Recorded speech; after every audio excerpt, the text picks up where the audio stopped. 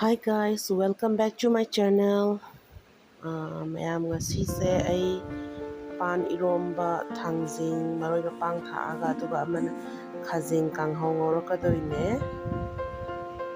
ꯑꯗꯨꯅ ꯃꯌꯥꯝ ꯚꯤꯗꯤꯑꯣꯁꯦ ꯂꯣꯏꯕꯐꯥꯎꯇꯪ ꯌꯦꯡꯃꯤꯟꯅꯅꯕꯅ ꯍꯥꯏꯖꯔꯤ. ꯑꯗꯨꯒ ꯂꯥꯡꯂꯦꯟ ꯃꯣꯃꯤ ꯂꯥꯏꯐꯁꯦ ꯀꯅꯥꯒꯨꯝꯕꯅ ꯂꯥꯏꯛ ꯁꯕꯁꯀ꯭ꯔꯥꯏꯕ ꯇꯧꯗ꯭ꯔꯤꯕ ꯑꯣꯏꯔꯒꯗꯤ ꯄꯥꯝꯂꯒꯗꯤ ꯂꯥꯏꯛ ꯁꯕꯁꯀ꯭ꯔꯥꯏꯕ ꯇꯧꯕꯤꯅꯕ ꯍꯥꯏꯖꯔꯤ. ꯑꯗꯨꯅ ꯍꯧꯖꯤꯛꯇꯤ ꯌꯨꯝꯗ ꯂꯩꯔꯕꯅꯤꯅ ꯑꯩꯒꯤ ꯑꯄꯥꯝꯕꯗꯣ ꯂꯣꯏ ꯊꯣꯡꯕ ꯐꯪꯉꯦ. ꯑꯗꯨꯅ ꯈꯖꯤꯡꯁꯦ ꯑꯍꯥꯟꯕꯗꯀꯣ ꯆꯥꯕꯗ ꯌꯨꯗꯅꯕ ꯃꯥꯒꯤ ꯃꯈꯣꯏ ꯃꯔꯥꯡꯁꯦ ꯃꯃꯩ ꯀꯩꯁꯦ ꯂꯣꯏꯅ ꯂꯧꯊꯣꯛꯄꯤꯔꯅꯤ. ꯑꯗꯨꯒ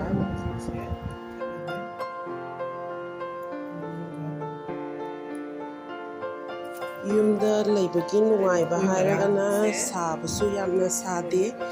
ꯑꯗꯨꯒ ꯆꯥꯕ ꯊꯛꯄꯒꯤꯁꯨ ꯍꯥꯏꯕꯗꯤ ꯄꯣꯠꯇꯣ ꯑꯩꯈꯣꯏꯒꯤ ꯏꯁꯥꯒꯤ ꯍꯧꯔꯛꯐꯝ ꯑꯣꯏꯕꯅꯤ나 ꯄꯣꯠꯇꯨ ꯃꯌꯥꯝ ꯑꯃ ꯐꯪꯕ ꯍꯥꯏꯗꯤ ꯆꯥꯅ ꯊꯛꯅꯕꯕꯨ ꯑꯣꯏꯔꯣ ꯁꯦꯠꯅ ꯆꯥꯅꯕꯕꯨ ꯑꯣꯏꯔꯣ ꯏꯁꯥꯒꯤ ꯍꯧꯔꯛꯐꯝ ꯍꯥꯏꯁꯤꯅ ꯅꯨꯡꯉꯥꯏꯗꯅ ꯑꯗꯨꯗꯨꯅ ꯅꯨꯡꯉꯥꯏ.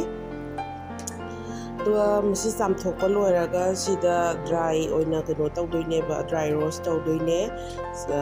ꯀꯩꯅꯣ ꯃꯥꯁꯦ ꯑꯣꯔꯦꯟꯖ ꯀꯂꯔ ꯑꯣꯏꯔꯛꯇ꯭ꯔꯦꯕꯣ ꯁꯨꯃꯥꯏꯅ ꯇꯧꯔꯅꯤꯕ. ꯌꯥꯝꯅ ꯀꯥꯅ ꯇꯧꯒꯗꯧ ꯅꯠꯇꯦꯕ, ꯑꯣꯔꯦꯟꯖ ꯀꯂꯔꯁꯤꯅ ꯈꯔ ꯌꯥꯔꯦ ꯍꯥꯏꯕꯩꯅꯦꯕ. ꯑꯗꯣ ꯃꯥꯏ ꯃꯍꯤ ꯌꯥꯎꯔꯛꯄꯁꯤꯡꯗꯣ ꯑꯗꯨ ꯃꯊꯟꯇ ꯀꯪꯖꯈ꯭ꯔꯅꯤꯕꯀꯣ ꯁꯦ. ꯑꯗꯣ ꯁꯤꯁꯤꯅ ꯑꯃꯨꯛ ꯈꯥꯖꯤꯡꯁꯤ ꯌꯥꯝꯃꯟꯕꯩ ꯈꯔ ꯊꯝꯒꯦꯅ ꯇꯧꯕꯅꯦ. ꯑꯗꯨꯒ ꯊꯝꯅꯕꯁꯦ ꯑꯩꯅ ꯊꯨꯝ ꯈꯔ ꯍꯥꯞꯆꯤꯜꯂꯒ ꯑꯣꯏꯅ ꯊꯝꯃꯒꯦꯅ ꯑꯗꯨꯃꯥꯏꯅ ꯑꯣꯏꯅ ꯉꯧꯊꯣꯛꯑꯦ ꯀꯔꯤꯝ ꯌꯥꯎꯗꯕꯤꯗ.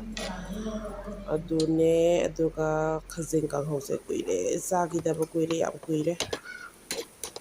ꯑꯗꯨꯒ ꯑꯩꯁꯦ ꯍꯧꯖꯤꯛ ꯄꯥꯟꯁꯦ ꯍꯥꯟꯅ ꯏꯔꯣꯜꯂꯒꯦꯅ ꯈꯨꯠꯁꯦ ꯊꯥꯎ ꯇꯩꯁꯜꯂꯦ. ꯊꯥꯎ ꯇꯩꯁꯜꯂꯒꯗꯤ ꯍꯣꯔꯦꯟ ꯁꯤꯁꯤꯅ ꯍꯥꯀꯠꯆꯕ ꯂꯦꯡꯕꯗ ꯇꯧꯔꯣꯏꯗꯣꯏꯅꯦꯕ. ꯑꯗꯨꯅ ꯄꯥꯟꯁꯦ ꯈꯦꯠꯄ ꯃꯇꯝꯗ mustard oil, if you apply some mustard oil you will not get itching on your hand. So to prevent itching I was applying mustard oil.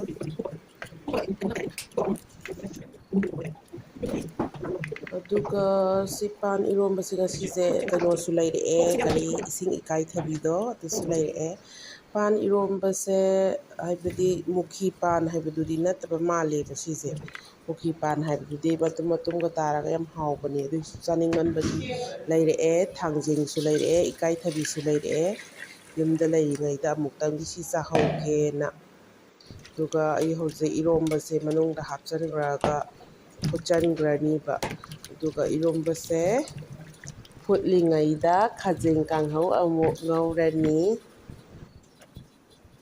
ꯄꯥꯟꯁꯦ ꯃꯌꯥꯏꯗ ꯈꯥꯏꯗꯣꯛꯑꯒꯗꯤ ꯌꯥꯝ ꯊꯨꯅ ꯃꯨꯜꯂꯦ, ꯅꯠꯇ꯭ꯔ ꯃꯨꯟꯗ꯭ꯔꯒꯗꯤ ꯍꯣꯔꯦꯟ ꯂꯦꯡꯕ ꯍꯥꯏꯕꯗꯨ ꯇꯧꯗꯣꯏꯅꯦꯕ. ꯑꯗꯨꯅ ꯁꯤ ꯐꯨꯠꯈ꯭ꯔꯅꯤ. ꯑꯗꯨꯒ ꯍꯧꯖꯤꯛ ꯅꯥꯀꯨꯞꯄꯤꯁꯤꯡꯁꯦ ꯂꯨꯄꯥ 10 ꯈꯛꯇꯒꯤꯅꯦ ꯂꯩꯔꯛꯏꯁꯦ. ꯈꯨꯌꯥꯝ ꯑꯃꯅꯦ. ꯅꯥꯀꯨꯞꯄꯤ ꯊꯥꯔꯤꯕ ꯃꯤꯁꯤꯡꯗꯣ ꯇꯣꯡꯉꯤꯕ꯭ꯔꯥ ꯈꯪꯗꯦ. ꯅꯥꯀꯨꯞꯄꯤꯁꯦ ꯑꯩ ꯍꯧꯖꯤꯛ ꯁꯦꯝꯃꯅꯤ. ꯈꯥꯖꯤꯡ ꯀꯥꯡꯍꯧꯒ ꯅꯥꯀꯨꯞꯄꯤꯒ ꯍꯥꯏꯅꯔꯤꯅꯦ. ꯑꯗꯣ ꯌꯥꯝꯅꯃꯛ ꯑꯩ ꯇꯦꯂꯦꯟ ꯂꯩꯕ ꯅꯠꯇꯕꯅꯤꯅ ꯑꯩ ꯌꯥꯝꯅ ꯀꯩꯅꯣ ꯇꯧꯕꯗꯤ ꯍꯩꯇ꯭ꯔꯦ. ꯍꯤꯌꯔ ꯂꯦꯑꯥꯎꯠ ꯇꯧꯖꯔꯦ ꯈꯥꯖꯤꯡ ꯀꯥꯡꯍꯧ ꯉꯧꯕꯒꯤ. ꯈꯥꯡꯁꯦ ꯁꯥꯔꯛꯑꯦ, ꯊꯥꯎ ꯍꯩꯖꯤꯜꯂꯒꯦ, mustard oil.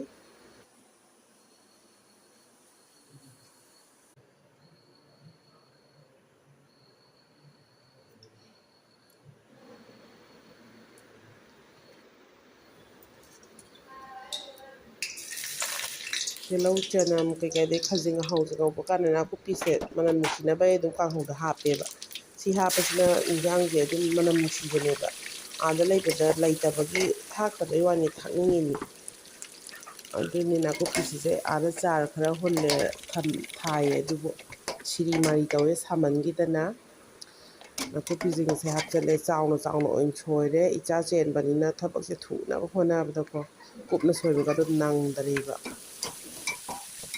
So guys, if you like my video, please don't forget to like, subscribe and share and comment whatever you want.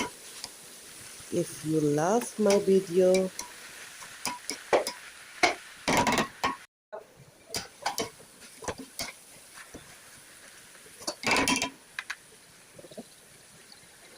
I love being in Manipur. I would like to show all my talent of cooking as a housewife. हाँ सच में मुझे ना खाना बनाना बहुत पसंद है. So now it's time to put uh, mint leaf. So mint leaf ꯁꯦ ꯑꯩꯈꯣꯏ ꯃꯅꯤꯄꯨꯔꯗꯗꯤ ꯀꯥꯡꯍꯧꯒꯨꯝꯕ ꯀꯣꯠꯂ ꯆꯥꯕꯁꯦ ꯌꯥꯝ ꯍꯥꯎꯋꯦꯕꯀꯣ. ꯃꯌꯥꯡꯈꯩꯗꯤ ꯇꯧꯔꯝꯃꯣꯏꯕꯀꯣ. I think most of the non-Manipuri they used to make chutney. Even in Panipuridasꯨ ꯃꯣꯏ ꯍꯥꯞꯄꯅꯦꯕ ꯁꯤꯒꯨꯝꯕꯁꯤꯅ. ꯑꯗꯨꯒ ꯍꯥꯏꯕꯗꯤ ꯀꯩꯅꯣ ꯀꯣꯛꯇꯦꯜꯒꯨꯝꯕ ꯃꯣꯖꯤꯇꯣ ꯑꯗꯨꯒꯨꯝꯕ ꯁꯦꯝꯕ ꯈꯣꯠꯄ ꯑꯗꯨꯒꯨꯝꯕꯗꯒ ꯍꯥꯞꯅꯕꯅꯤ.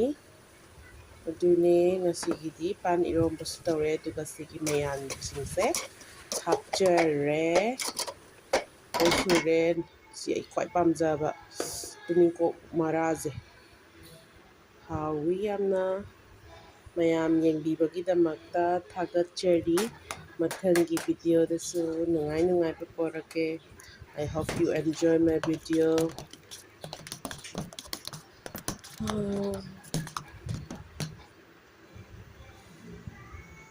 ꯂꯣꯏꯖꯔꯦ. It's ready to serve now. Thank you for watching. Bye.